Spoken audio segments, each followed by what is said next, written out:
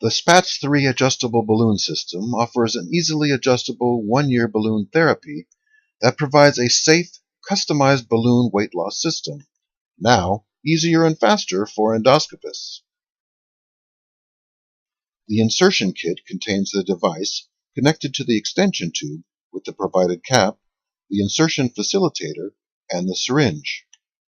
Prior to implantation, a standard endoscopy is performed to evaluate for contraindications. After completing the endoscopy, dry the endoscope thoroughly. You may prefer to remove your gloves. Tap the insertion facilitator onto the end of the endoscope and secure it by pulling both holes over the endoscope. Fold and double back the insertion facilitator. Firmly pull up the proximal end to form a pocket and insert the end of the balloon 5 mm into the pocket. Fold back the insertion facilitator over the balloon. The proximal edge of the insertion facilitator should land between 3/4 of the way between the first and second bands, or just touching the second band. Adjust accordingly. Hold the endoscope and device in one hand and generously lubricate the balloon, endoscope, and valve areas, as well as inside the mouth guard. Insert the endoscope and device as you would in a normal endoscopy.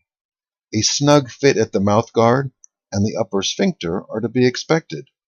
Pass to the distal antrum. Retroflex to confirm presence of the balloon in the stomach. If the balloon fell off in the esophagus, you will need to push it down below the GE junction. Attach the three-way stopcock to the saline bag and the syringe. Inject 500 cc of fluid. The balloon will fill and release itself from the endoscope. Pull the endoscope back to confirm release of the balloon. A completely filled balloon will have no creases and will have a thick cap. Once fully inflated, the balloon can be inflated further or deflated to the desired final volume. We recommend 550 to 600 cc as a starting point, since it can be adjusted upward at a later date. The endoscope is pulled back to the esophagus alongside the white catheter.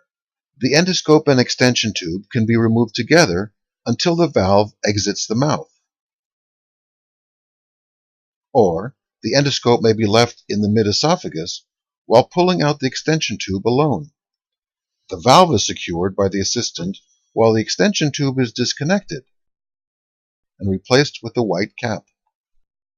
Lower the valve into the back of the throat. Reinsert the endoscope and gently push the white cap and white catheter below the GE junction.